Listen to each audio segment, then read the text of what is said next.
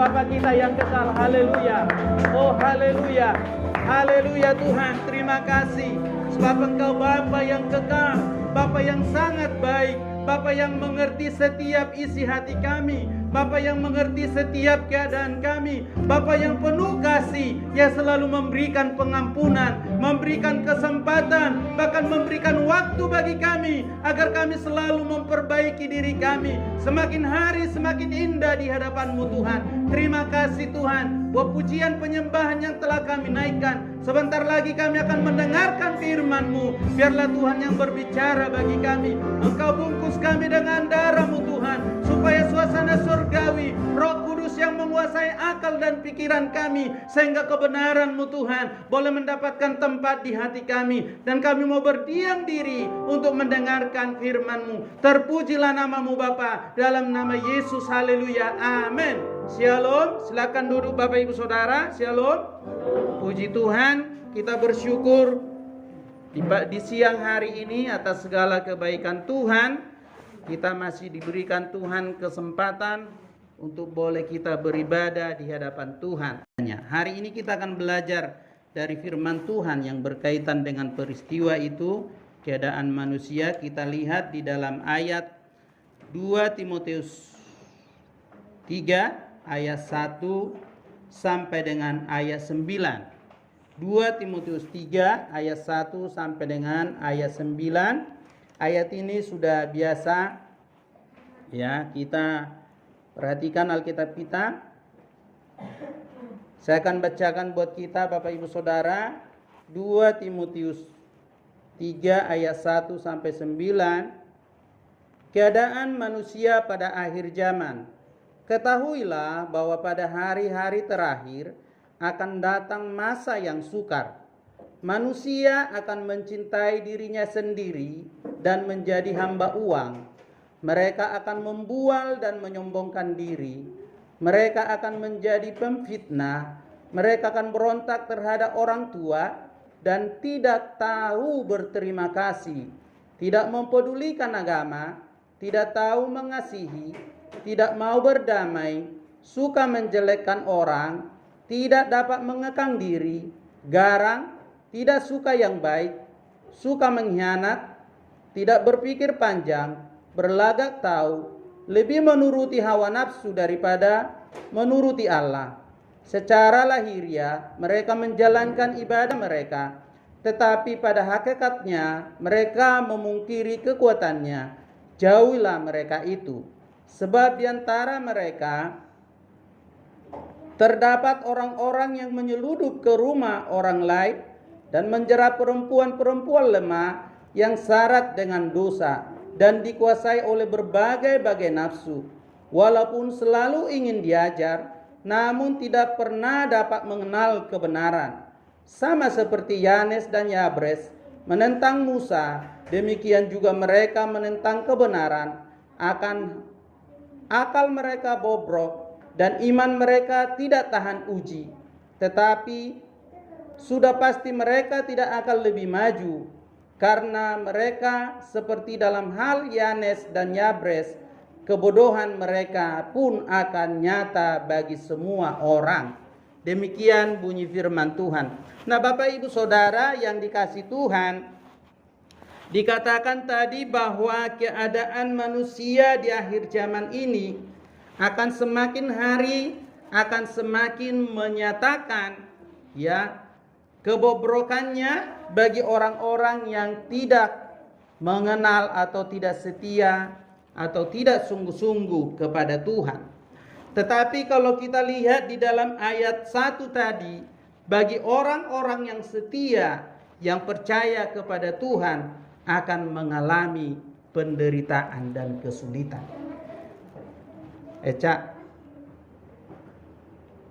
Dikatakan di dalam ayat 1 Bapak Ibu Saudara yang dikasih Tuhan, dikatakan ketahuilah bahwa pada hari-hari terakhir akan datang masa yang sukar. Siapa yang mengalami masa yang sukar ini Bapak Ibu Saudara? Yaitu orang-orang yang setia, yang berpegang kepada kebenaran. Di dalam ayat ini Bapak Ibu Saudara, sementara Paulus sedang berbaring di penjara oleh karena pemberitaan firman Tuhan dan mempertahankan kebenaran, di mana kita melihat Bapak Ibu Saudara, setelah dia memberitakan firman Tuhan dan dia di penjara, banyak orang-orang yang mengikut dia, yang dulunya di Asia banyak yang percaya kepada Yesus atau meyakini akan rasul yaitu Paulus. Tetapi ketika dia di penjara, banyak orang yang sudah berbalik menjadi lawan dia.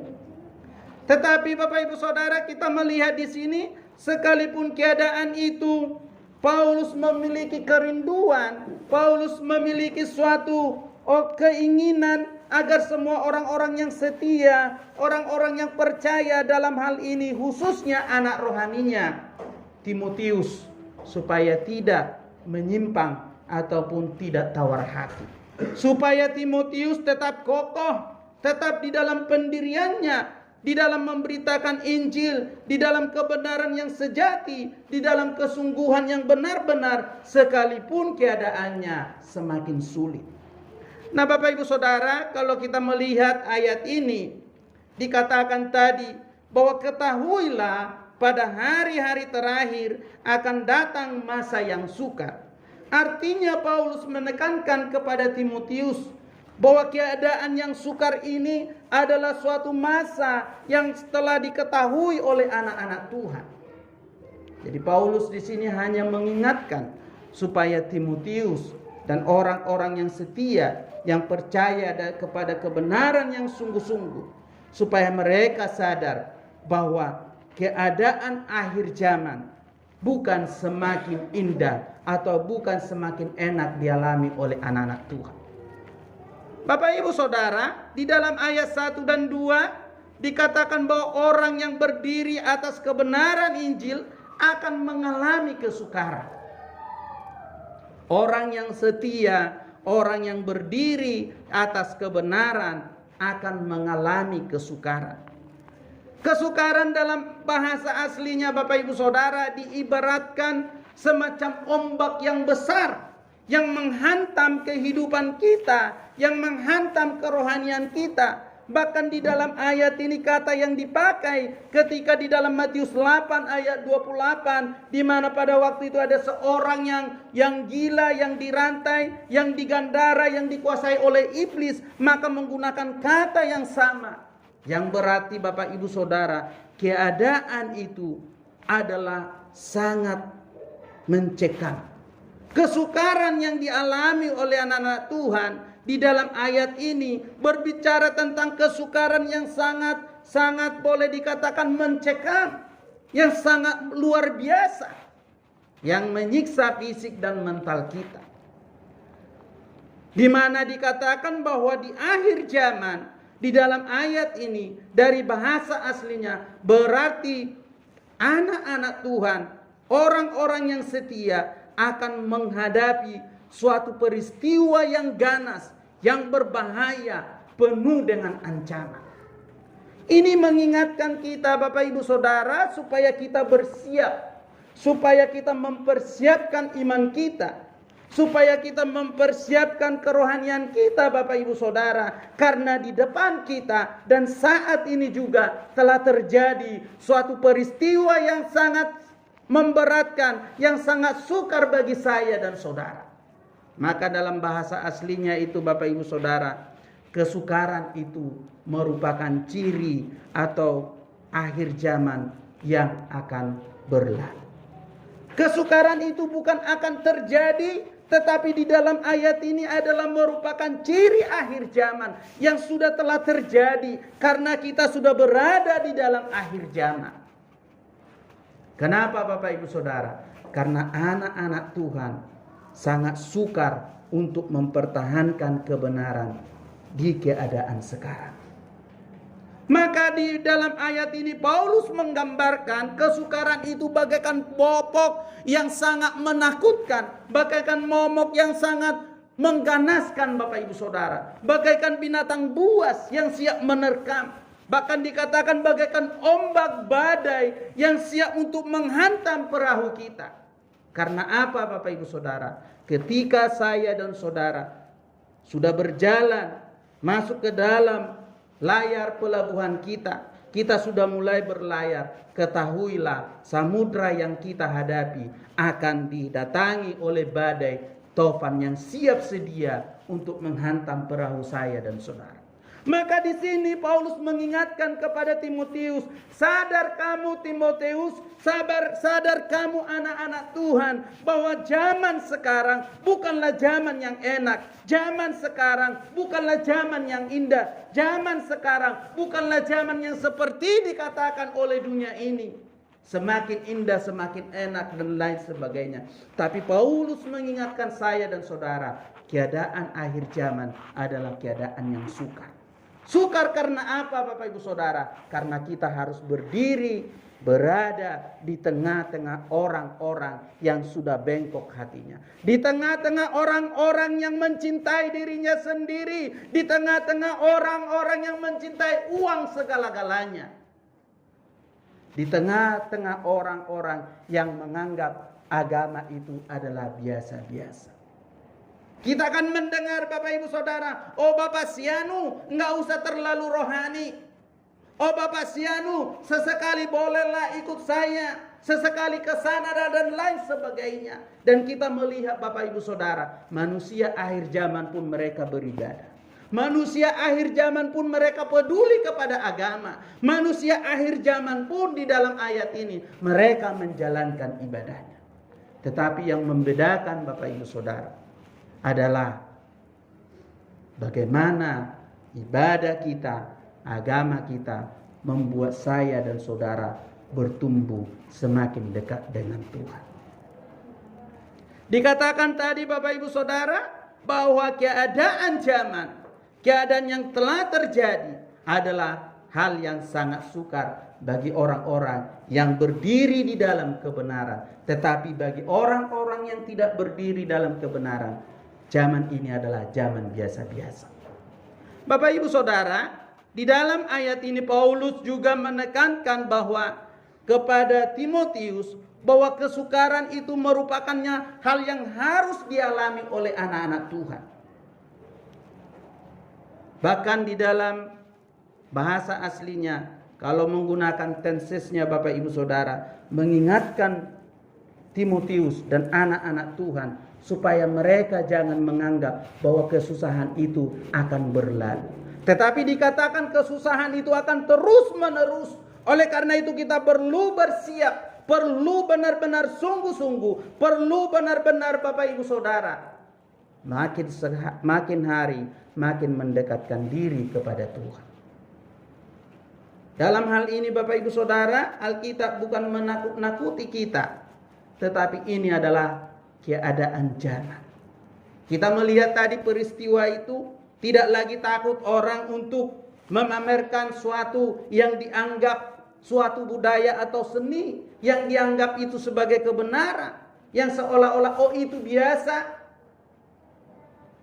Tetapi bagi orang-orang yang sungguh-sungguh, maka segala sesuatu sebelum dia bertindak, dia pikirkan itu. Karena apa Bapak Ibu Saudara? Hidup kita adalah bagi kemuliaan Tuhan.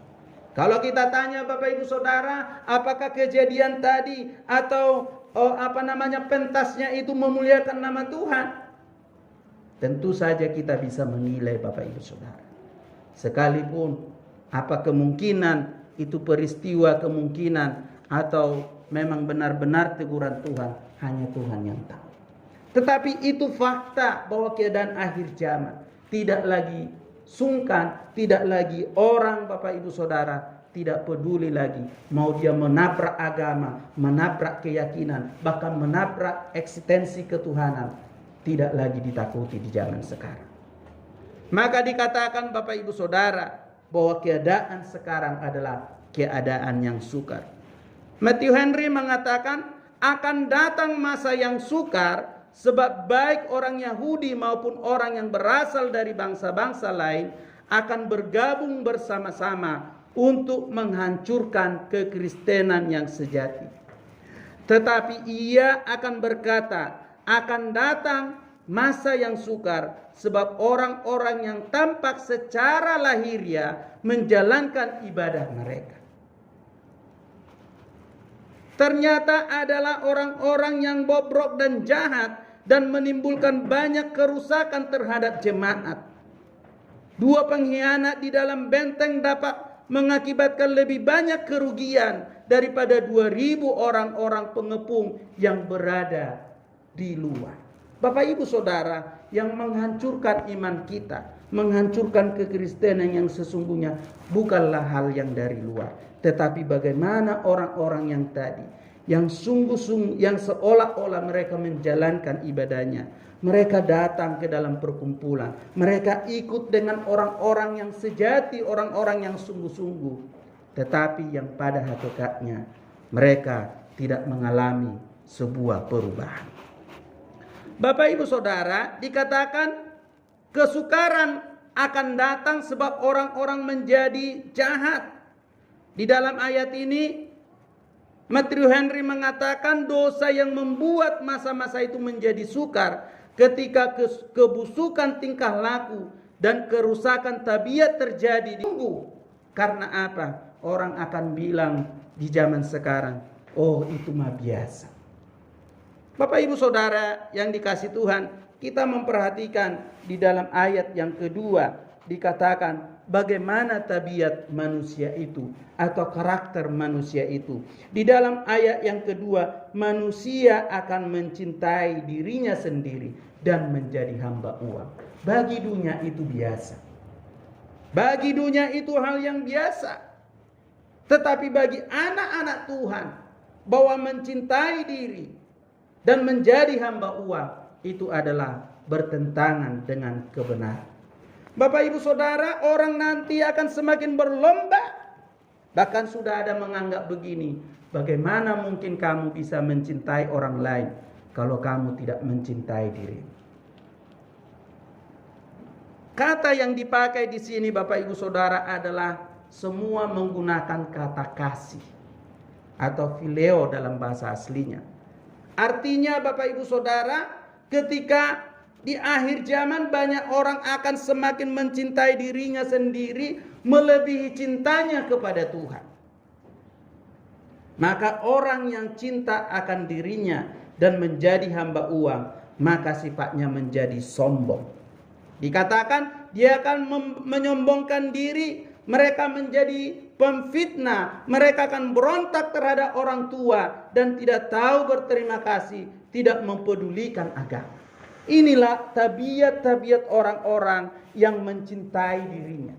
Akan sombong, akan angkuh, akan memandang orang lain rendah. Bahkan dikatakan Bapak Ibu Saudara di dalam ayat ini dikatakan bahwa tidak tahu berterima kasih. Karena menganggap dirinya adalah lebih daripada yang lain. Maka yang ditantang di dalam ayat ini, yang dilanggar dengan ayat ini, di mana dikatakan di dalam Alkitab, kasihilah Tuhan Allahmu dengan segenap hatimu. Maka di akhir zaman, kasih kepada Tuhan dengan segenap hati tidak lagi menjadi yang utama. Tetapi bagaimana dia mencintai dirinya, bagaimana dia memuaskan dagingnya, bagaimana dia memuaskan segala keinginan-keinginannya. Maka di dalam ayat ini akan memuaskan, di dalam bahasa aslinya dikatakan akan mencintai nafsunya. Maka inilah tabiat atau keadaan manusia yang harus kita hadapi di akhir zaman. Sudah semakin hari, semakin tidak akan ada lagi kasih, tetapi manusia akan selalu menjadi egois. Manusia akan selalu berlomba-lomba mengejar uang dan menganggap uang adalah segala-galanya. Tidak lagi menganggap firman atau Tuhan sebagai satu-satunya kebenaran dan yang utama. Bapak Ibu Saudara yang dikasih Tuhan, di dalam ayat 2 dan 4 ini ada 19 istilah yang dipakai menggunakan kasih, tetapi kasih yang salah. Di mana dikatakan tadi bahwa manusia akhir zaman akan mencintai dirinya, akan mencintai uang. Maka Bapak Ibu Saudara, itu mengakibatkan orang-orang sekarang akan bertindak tidak ada lagi belas kasihan. Kita bisa melihat di bangsa kita, bahkan yang di bawah umur sekalipun sudah berani melakukan hal-hal yang sangat sadis. Karena apa? Memang sudah zamannya. Memang sudah masanya.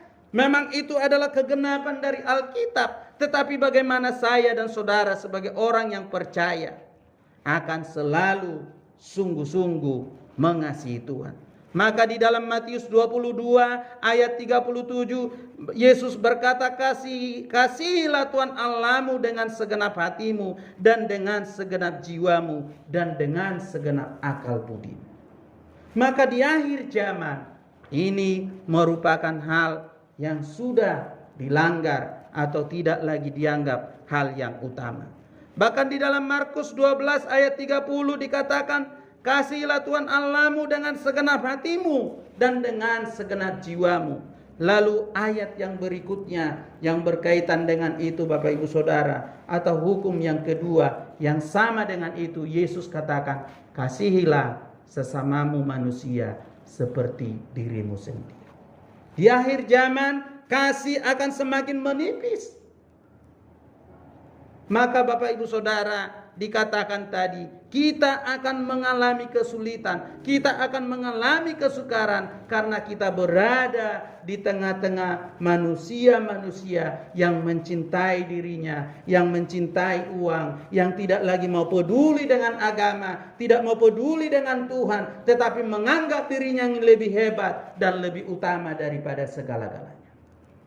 Inilah tantangan yang kita hadapi. Inilah masa yang akan kita hadapi Bapak Ibu Saudara. Tetapi dikatakan di dalam Alkitab, berbahagialah kita bila kita tetap ada di dalam kebenaran. Di dalam 1 Yohanes 2 ayat 15 dikatakan, janganlah kamu mengasihi dunia ini dan apa yang ada di dalamnya. Jikalau orang mengasihi dunia, maka kasih akan Bapa tidak akan ada di dalam orang itu.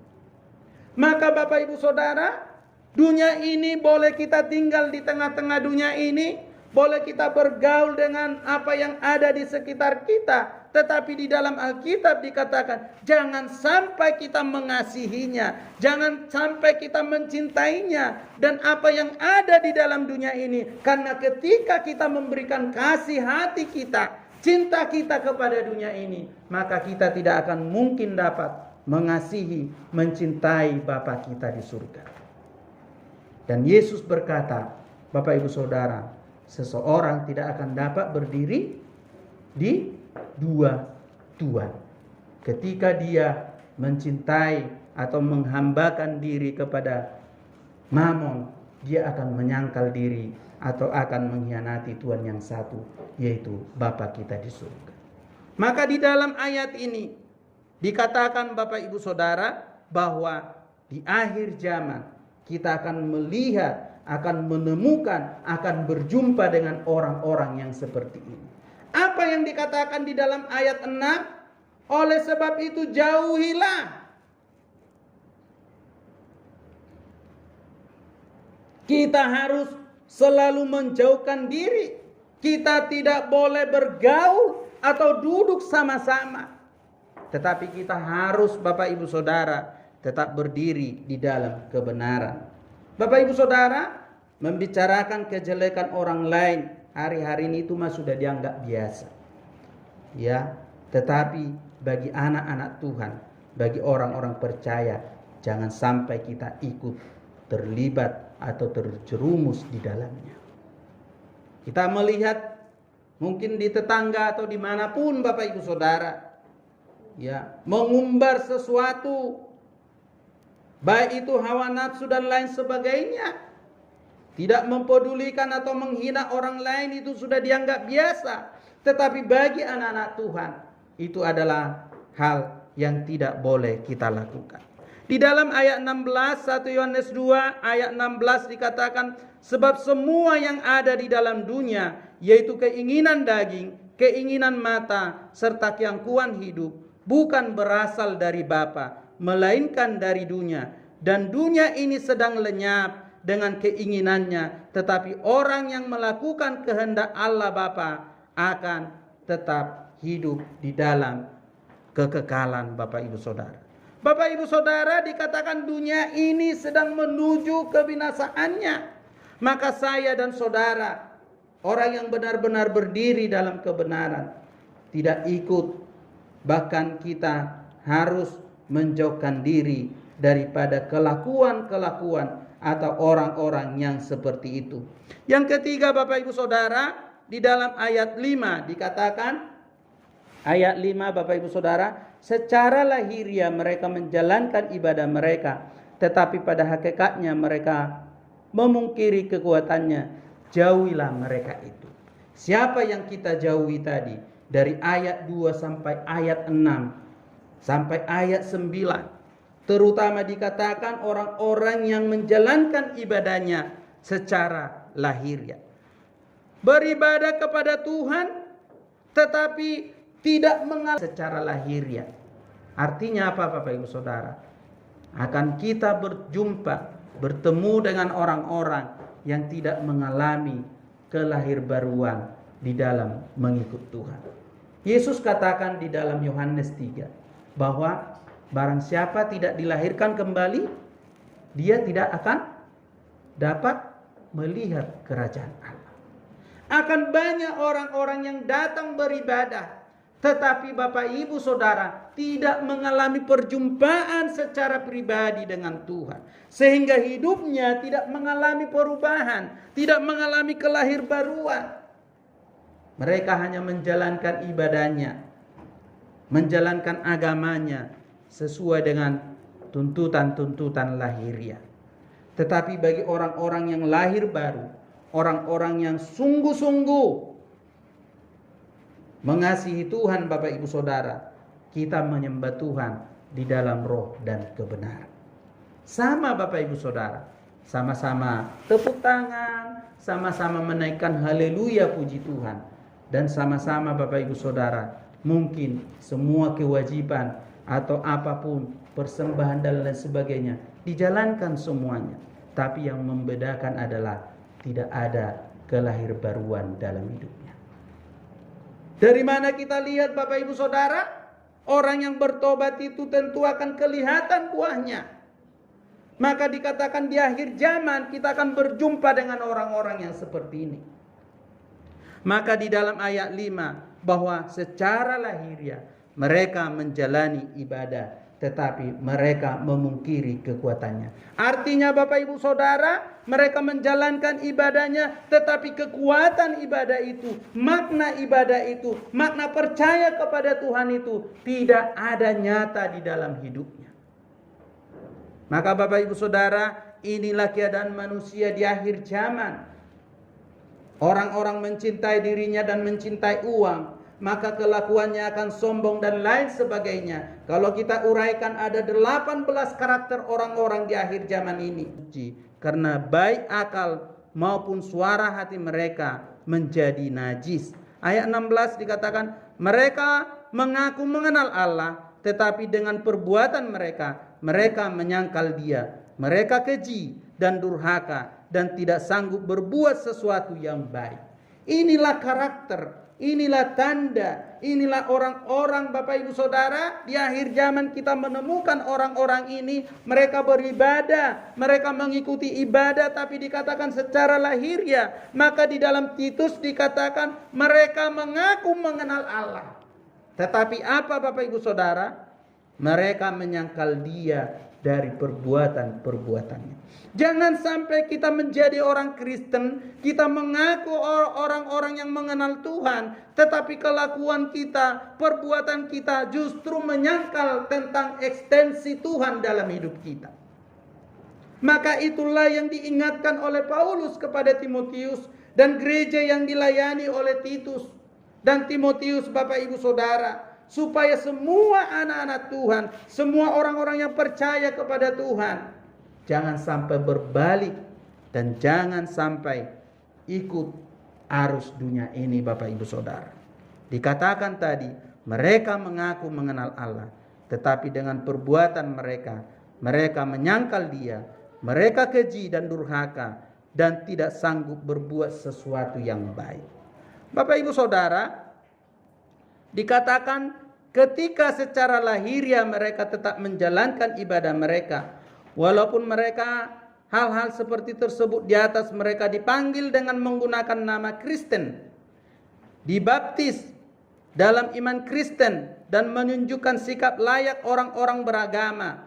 Namun betapapun pandainya mereka menunjukkan bentuk ibadah kesalehan mereka, pada hakikatnya mereka memungkiri kekuatannya ketika mereka hanya mengambil bentuk lahiriah ibadah yang seharusnya mengandung kuasa di dalamnya. Maka sesungguhnya mereka memisahkan apa yang telah disatukan oleh Allah di dalam ibadah. Mereka mengenakan bentuk lahiriah dan kesalehan ibadah itu untuk melenyapkan kehinaan mereka, tetapi mereka tidak mau menyerahkan diri kepada kuasanya untuk menyingkirkan dosa-dosa mereka. Perhatikanlah itu dengan baik-baik. Ini adalah tafsiran dari Matthew Henry.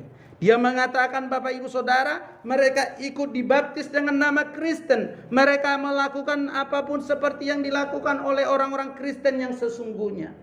Tetapi Bapak Ibu Saudara, mereka tidak mau memberikan dirinya kepada kuasa Allah, sehingga dosa-dosa atau mereka akan lahir baru. Bapak Ibu Saudara yang berbahagia, di siang hari ini dikatakan bahwa keadaan manusia akhir zaman menganggap agama itu biasa-biasa, menjalankan ibadah itu hanya rutinitas, tidak pernah mengalami perjumpaan secara pribadi, tidak pernah mengalami yang namanya pertobatan yang sungguh-sungguh. Dan ini adalah sangat-sangat berbahaya bagi saya dan saudara, orang-orang yang sungguh-sungguh di hadapan Tuhan. Itulah sebabnya di akhir zaman dikatakan kita mengalami kesukaran besar, karena kita berjumpa dengan orang-orang yang seperti ini. Orang-orang yang sungguh ikut sama-sama seperti kita, Bapak Ibu Saudara. Tetapi Alkitab katakan mereka memungkiri kekuatannya. Bahkan kalau kita baca atau kita dengar khotbahnya Dr. Himmers, Bapak Ibu Saudara, gereja yang ditinggalkan itu adalah salah satunya karena banyaknya orang-orang yang melayani dan masuk ke mimbar, masuk ke gereja, bahkan menjadi semuanya majelis-majelis dan lain sebagainya, tetapi tidak mengalami kelahirbaruan, sehingga merusak yang namanya pelayanan. Bapak Ibu Saudara yang dikasihi Tuhan, dan yang keempat, yang terakhir yang perlu kita perhatikan di dalam ayat 6-9 dikatakan, sebab di antara mereka terdapat orang-orang yang menyeludup ke rumah orang-orang lain dan menjerat perempuan-perempuan yang lemah, yang serak dengan dosa dan dikuasai oleh berbagai-bagai nafsu, yang walaupun selalu ingin diajar namun tidak pernah dapat mengenal kebenaran, sama seperti Yanes dan Yabres. Yabres menentang Musa, demikian juga mereka menentang kebenaran. Akal mereka bobrok dan iman mereka tidak tahan uji, tetapi sudah pasti mereka tidak akan lebih maju, karena seperti di dalam hal Yanes dan Yabres, kebodohan mereka pun akan nyata bagi semua orang. Yang terakhir, Bapak Ibu Saudara, keadaan manusia atau karakter tingkah laku manusia yang mempersulit, yang membuat anak-anak Tuhan yang sejati, yang sungguh-sungguh semakin mengalami kesukaran adalah karena perbuatan-perbuatan orang-orang yang mengaku percaya kepada Tuhan, ya, yang melakukan perbuatan-perbuatan yang tak bermoral. Dalam ayat 6 dikatakan tadi, orang-orang ini menjalankan ibadahnya. Tetapi Bapak Ibu Saudara, mohon maaf Bapak Ibu Saudara, di luar sana mungkin akan kita menemukan bahwa akan menganggap will dan pill itu adalah hal yang biasa, dan itu akan masuk di dalam gereja. Akan itu mah biasa, sehingga di dalam ayat ini bahwa kita akan bertemu dengan orang-orang yang seperti ini, maka kehidupan kerohanian orang yang sejati, yang sungguh-sungguh sangat sukar, karena kita berhadapan dengan orang-orang yang seperti ini, di mana moral bukan lagi yang terutama. Tapi bagi orang-orang yang percaya, kekudusan, moral adalah hal yang utama bagi saya dan saudara. Bagaimana kita bisa menggarami dunia kalau kita juga tidak mempertahankan kekudusan dan moral kita di hadapan Tuhan. Maka di dalam ayat ini dikatakan bahwa di akhir zaman, orang-orang yang setia, yang sungguh-sungguh mengalami kesulitan, mengalami namanya Bapak Ibu Saudara tekanan, karena kita berhadapan dengan orang-orang yang seperti ini. Dalam Wahyu 2 ayat 20, ya, ini adalah koreksi Tuhan kepada jemaat di Tiatira. Dikatakan, tetapi aku mencela engkau karena engkau membiarkan wanita Isabel yang menyebut dirinya nabiya mengajar dan menyesatkan hamba-hambaku supaya berbuat zina dan makan persembahan berhala. Bapak Ibu Saudara, di dalam kitab Wahyu sudah digambarkan orang-orang ini bahkan datang ke mimbar, ikut mengajar, ikut melayani. Bahkan dikatakan Bapak Ibu Saudara, tapi kenyataannya kehidupan mereka tidaklah sama seperti yang mereka katakan. Maka Bapak Ibu Saudara, saya dan saudara sebagai anak-anak Tuhan yang sungguh-sungguh setia, sungguh-sungguh menjadi gereja Tuhan yang sejati, maka kita harus benar-benar mempertahankan kekudusan kita, moralitas kita, ya, rumah tangga kita, pernikahan kita, dan lain sebagainya. Di dalam ayat 22 dikatakan, lihatlah, aku akan melemparkan dia ke atas ranjang orang sakit, dan mereka yang berbuat zina dengan dia akan kulemparkan ke dalam kesukaran besar jika mereka tidak bertobat dari perbuatan-perbuatan perempuan itu. Bapak Ibu Saudara yang dikasih Tuhan, keadaan kita semakin sukar karena diperparah dengan orang-orang yang mengatasdirikan agama, mengatakan dirinya adalah hamba Tuhan, mengatakan dirinya adalah anak-anak Tuhan, tetapi perbuatan mereka tidak menjunjung tinggi martabat moral dan kekudusan di hadapan Tuhan. Bahkan dikatakan di dalam ayat 8 yang walaupun selalu ingin diajar, namun tidak pernah dapat mengenal kebenaran. Kenapa Bapak Ibu Saudara? Mereka diajar tapi tidak pernah mengenal kebenaran.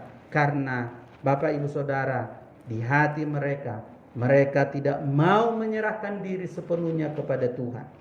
Mereka mempertahankan dirinya, mempertahankan segala hal yang mereka katakan, mereka anggap itu sebagai sesuatu hal yang biasa. Bahkan di dalam ayat 8, akal mereka bobrok dan iman mereka tidak tahan uji.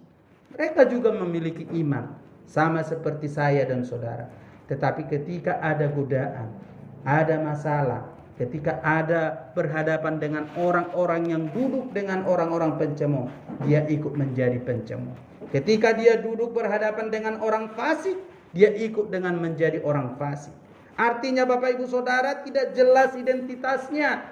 Dia sebagai orang Kristen yang sungguh-sungguh.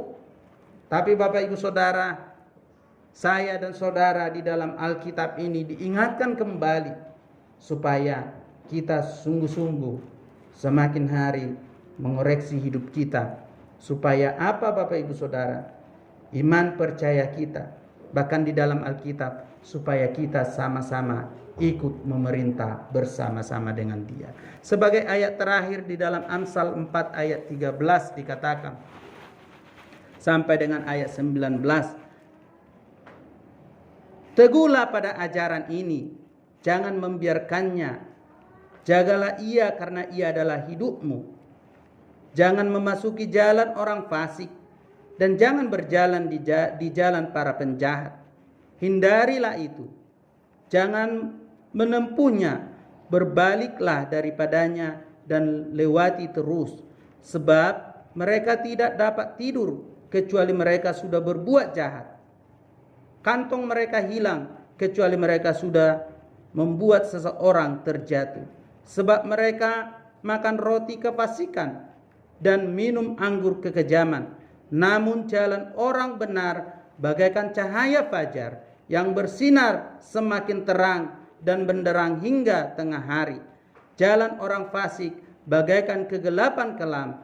Mereka tidak tahu yang membuat mereka tersandung. Inilah firman Tuhan Bapak Ibu Saudara. Dikatakan tadi di dalam Amsal ini, jauhilah mereka, berjalanlah terus dan berbaliklah. Jangan sampai ikut arus dunia ini, karena di hadapan kita Bapak Ibu Saudara, tantangan zaman yang kita hadapi akan semakin besar, akan semakin Bapak Ibu Saudara membuat kita semakin sukar, karena kita berada di tengah-tengah orang-orang yang tidak lagi mempertahankan kekudusan, mengutamakan Tuhan, dan juga memuliakan nama Tuhan. Demikian renungan kita di saat siang hari ini. Kita berdoa. Puji syukur kami panjatkan di hadapan-Mu Tuhan, karena firman-Mu mengingatkan kami bahwa jalan yang harus kami tempuh hari-hari ini adalah jalan-jalan yang sangat sukar, sangat sulit. Tapi kami percaya ada pertolongan daripada-Mu. Ada Roh Kudus yang memimpin kami ketika kami benar-benar berkomitmen di hadapan-Mu. Ada bagian kami yang harus kami kerjakan, supaya kami tidak duduk bersama-sama, tidak ikut Tuhan tercemplung di dalamnya. Tapi kami mau Tuhan bertindak, berbuat sesuai dengan kebenaran-Mu. Kami akan berhadapan dengan orang-orang yang tidak tahu berterima kasih, orang-orang yang mencintai dirinya, yang menghina orang lain, bahkan menjalankan agama hanya rutinitas, hanya kegiatan ibadah lahiriah. Tuhan tolong kami, mampukan kami semua agar kami mau diperbaharui oleh Tuhan lewat kebenaran-kebenaran-Mu, sehingga tabiat daging kami semakin hari Tuhan, semakin Tuhan Yesus. Mari kita persiapkan hati kita sebagaimana Alkitab katakan bahwa ujilah dirimu sendiri. Kita menguji diri kita. Barangkali ada hal-hal yang menghalang-halangi berkat Tuhan, atau menghalangi kemurahan Tuhan lewat perjamuan ini, atau sesuatu hal yang kita kerjakan yang ada di hati kita yang tidak sesuai dengan kehendak Tuhan, agar kita buang jauh-jauh, supaya persembahan atau perjamuan ini menjadi berkat bagi saya dan saudara. Kita naikkan pujian Karena Salibnya, ada di situ Bang. Karena salibmu,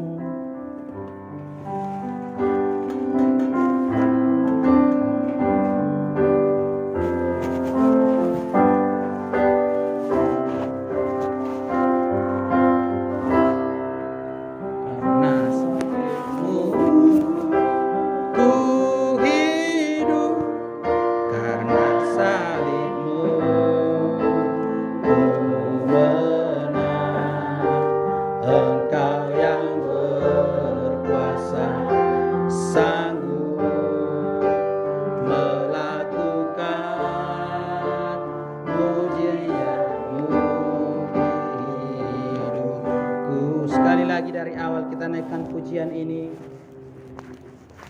Karena salibmu ku hidup, karena salibmu ku menang, Engkau yang berkuasa sanggup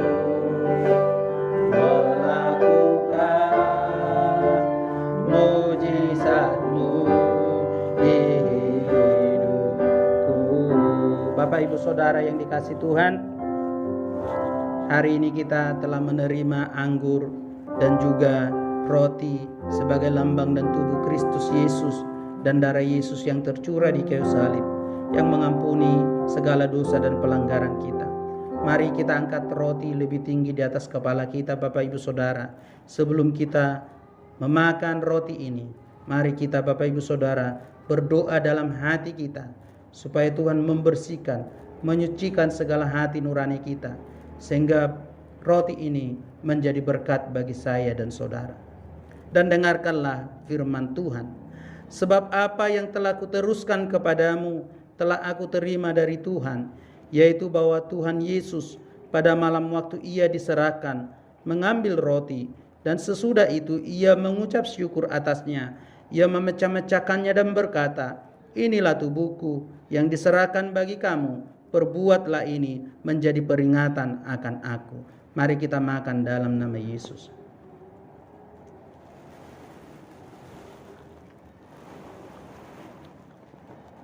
Demikian juga anggur yang ada di tangan kita yang menyimbolkan darah Kristus yang tercurah di kayu salib. Sebelum kita meminumnya, mari Bapak Ibu Saudara berkomunikasi dalam hatimu dengan Tuhan, supaya anggur ini menjadi berkat bagi kita, menyucikan segala dosa-dosa kita, menghapuskan segala kelemahan kita. Semakin hari kita semakin sungguh-sungguh di hadapan Tuhan. Dengarlah firman Tuhan. Demikian juga ia mengambil cawan sesudah makan lalu berkata, cawan ini adalah perjanjian baru yang dimeteraikan oleh darahku. Perbuatlah ini setiap kali kamu meminumnya menjadi peringatan akan aku. Sebab setiap kali kamu makan roti ini dan minum cawan ini, kamu memberitakan kematian Tuhan sampai ia datang. Mari kita minum. Haleluya Tuhan. Haleluya Yesus. Terima kasih Bapa. Haleluya. Katakan, karena salibmu dengan sungguh-sungguh ku hidup.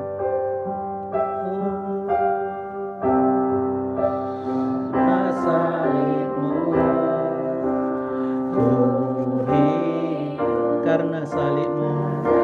Inang yang berdoa buat perjamuan